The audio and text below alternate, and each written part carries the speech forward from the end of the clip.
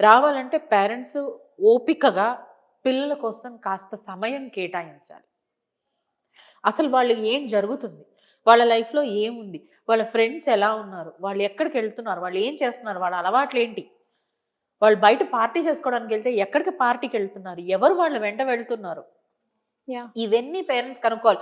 మనం ఒక కేస్ చూసామండి లాస్ట్ ఇయర్ ఒక అమ్మాయిని మీ లైఫ్‌లో అహా! లాస్ట్ ఇయర్ లాస్ట్ ఇయర్ ఒక యాహ్! కేస్ జరిగింది. ఒక అమ్మాయి వాళ్ళు 10థ్ క్లాస్ స్టూడెంట్స్ అందరూ ఒక పబ్‌లో పార్టీ చేసుకున్నారు. రీసెంట్‌గా ఒక అమ్మాయిని మనకొచ్చింది. కాన్సు బేకరీ దగ్గర నుంచి వాళ్ళు వెహికల్‌లో తీసుకొని నలుగురు, ఐదుగురు అబ్బాయిలు గ్రూప్ అందరూ కలిసి గ్యాంగ్ రేప్ చేశారు అని చెప్పేసి కేసొచ్చింది. హ్మ్. అది మనం చూసాం. ఇదంతా కరెక్ట్. అంటే తీసుకెళ్ళిన అబ్బాయిలది తప్పు. ఆ యాక్ట్ అనేది రాంగ్. కానీ ఇంతమంది పేరెంట్స్ 5, 6 అబ్బాయిలు, అమ్మాయి ఇంతమంది పేరెంట్స్‌లో ఒక్క పేరెంట్ కూడా మా పిల్లలు ఎక్కడికి పార్టీ చేసుకోవడానికెళ్తున్నారు?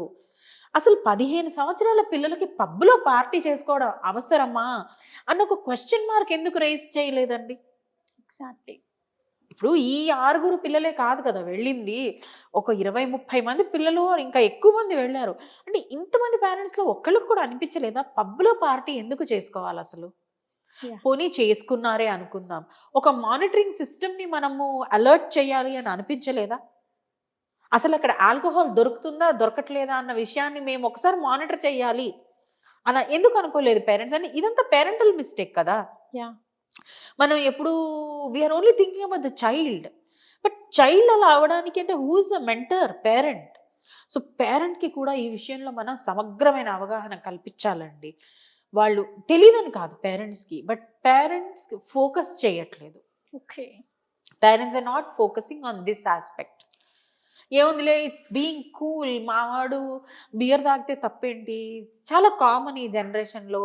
లేదా వోడ్కా షాట్స్ తాగుతారు, పబ్‌కెళ్తారు. ఈ జనరేషన్‌లో అంతా కామనే. ఇలా మాట్లాడుతున్నారు పేరెంట్స్. కానీ ఈ చిన్న చిన్న కామన్ అన్నది ఫ్యూచర్‌లో ఎంత లార్జ్‌గా, ఎంత పెద్దగా అవుతుందన్నది వాళ్ళకి అవగాహన రావట్లేదు.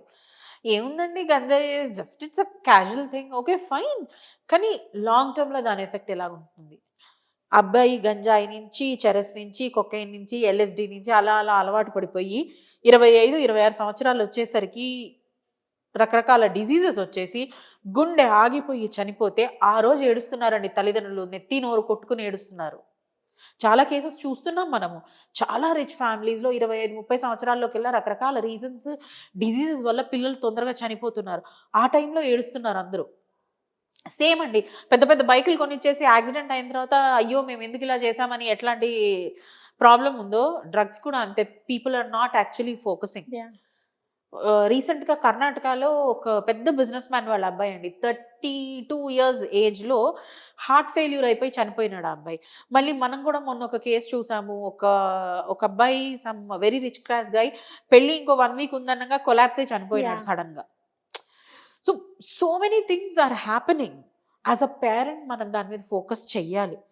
పిల్లలకి చిన్నప్పటి నుంచి we have to talk to them. మనం పేరెంట్‌గా మనం మాట్లాడకపోతే ఎవరు మాట్లాడతారండి వాళ్ళతో? యాహ్! చాలా మంది పేరెంట్స్ అంటారు, "మా పిల్లలకి తెలియని విషయాలు మీరు చెప్తారండి. అసలు వాళ్ళకి మత్తంటేనే తెలీదు. మీరెందుకు డ్రగ్స్ గురించి మాట్లాడతారు వాళ్ళతో? తెలియని విషయాలన్నీ మీరే చెప్తున్నారు" అని కొంతమంది పేరెంట్స్ అంటారు మాతో. కానీ వాళ్ళకి తెలీదనుకుంటే మనం అమాయకులమండి. వాళ్ళకన్నీ తెలుసు. ఒక 17 ఇయర్ ఓల్డ్ చైల్డ్ దగ్గరికెళ్ళి ఎల్ఎస్‌డి అనంటే వాడు ఇమ్మీడియేట్‌గా చెప్తారు. మేడం ఒక స్మైలీ బొమ్మ ఉంటుంది. దాని స్టిక్కర్ ఉంటుంది. బొట్టు స్టిక్కర్ లాగా తీసుకొని ఇక్కడ పెట్టుకోవాలని చెప్తారు వాళ్ళు. ఓహ్ గాడ్! వాళ్ళు ట్రై చేశారు, ట్రై చేయలేదన్నది పక్కన పెట్టండి. వాళ్ళకి తెలుసు. సో, వాడికి తెలిసిన తర్వాత ఏదో ఒక రోజు వాడు అది స్టిక్కర్ తీసుకొని పెట్టుకోవాలన్న ఉత్సుకత, యాంగ్జైటీ వాడికొస్తుంది. హ్మ్. అది రాకముందు మనం వాళ్ళకి చెప్పాలి. నువ్వు ఎందుకు అది ట్రై చేయకూడదు అన్న విషయం చెప్పి వాళ్ళకి అవగాహన కల్పించాలి. First person to do this should be the parent.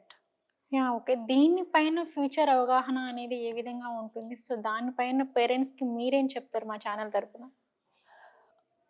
Me channel తరఫున నేను పేరెంట్స్‌కి ఒకటే ఒక రిక్వెస్ట్ చేయాలనుకుంటున్నానండి. ఓకే. పిల్లల్ని మీరు గమనించండి. యాహ్! వాళ్ళని గమనించడానికి మీ లైఫ్‌లోంచి రోజు కొంచెం సమయం వాళ్ళకి కేటాయించండి. కనగానే పేరెంట్స్ అయిపోరు. పిల్లలకి మనం we are the main mentors. Teachers, మాలాంటి కౌన్సిలర్స్ వాళ్ళందరూ సెకండరీ అండి. పిల్లలు అత్యధికంగా టైం గడిపేది పేరెంట్స్తోనే, ఇంట్లోనే. కాబట్టి parents have to take the first step. వాళ్ళు వాళ్ళ లైఫ్ నుంచి కాస్త టైం, డైలీ ఒక 15 నిమిషాలు, అరగంట టైం తీసి పిల్లలతో మాట్లాడి, అసలు వాళ్ళ లైఫ్‌లో ఏం జరుగుతోంది? అసలు ఏది మంచి? ఏది చెడు? ఏం చెయ్యాలి? ఏం చేయకూడదు?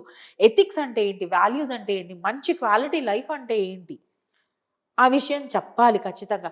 ఇవాళ జనరేషన్‌కి జీవితం అంటే డబ్బు సంపాదన, కెరియర్‌ని సెట్ చేసుకొని మంచి సాలరీ వచ్చే జాబ్ వస్తే చాలు నీ లైఫ్ సెట్ అయిపోయింది.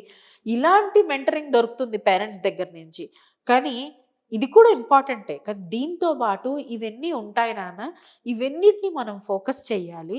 ఒక మంచి హెల్తీ, ఎథికల్ లైఫ్ స్టైల్ మనము తెచ్చుకోవాలి అని చెప్పాల్సిన బాధ్యత పేరెంట్స్‌ది. సో, ఈ ఛానల్ తరఫున పేరెంట్స్‌కి నేను చేసే రిక్వెస్ట్ ఏంటంటే spend time with your children. Tell them about what is good and what is bad.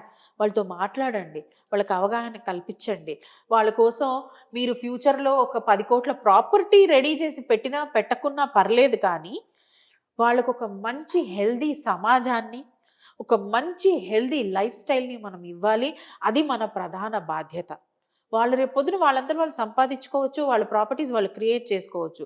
కానీ ఒక మంచి నడవడిక, ఒక మంచి లైఫ్ స్టైల్, ఒక మంచి యాటిట్యూడ్, ఒక మానసిక వికాసం ఇది మనం మాత్రమే వాళ్ళకి ఇవ్వగలుగుతాము. హ్యాపీనెస్ లేకుండా వాళ్ళు ఎంత రిచ్ లైఫ్ బతికినా గానీ వేస్ట్ అండి. మనం యెస్. చూస్తుంటాం చాలా రిచ్ పీపుల్ కూడా ఒక్కొక్కసారి సూసైడ్ చేసేసుకుంటారు సడెన్‌గా. వి ఆర్ నాట్ హ్యాపీ అని చెప్పేసి. So, let us teach our children to be happy. And luxury and richness will always take a second step. ఇది నేను చెప్పదలుచుకుంటున్నానండి.